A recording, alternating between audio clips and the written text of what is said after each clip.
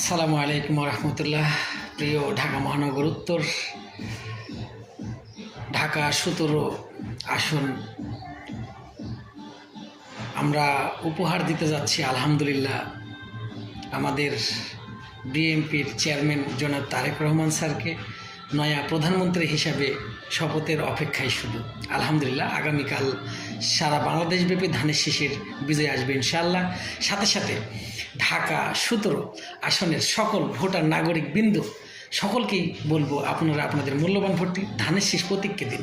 মনে রাখবেন ঢাকা 17 আসনের ভোটারবৃন্দ, আপনারা শুধু একজন জাতীয় সংসদ সদস্য প্রার্থী নির্বাচিত করবেন না, বরং সঙ্গে একটি প্রধানমন্ত্রী উপহার দিবেন ইনশাআল্লাহ।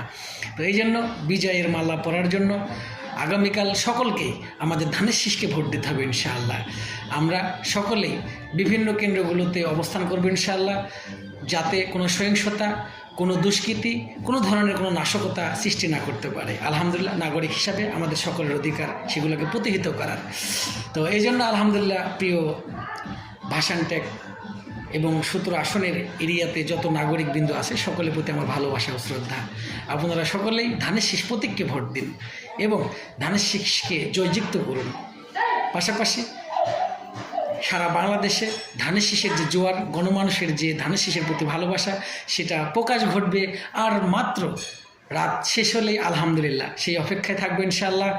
আমিও সঙ্গে থাকবো আপনাদের ঢাকা 17 উপহার দেওয়ার জন্য ধানের শীষের বিজয়ের পক্ষে জনাব তারেক রহমানকে এবং নয়া প্রধান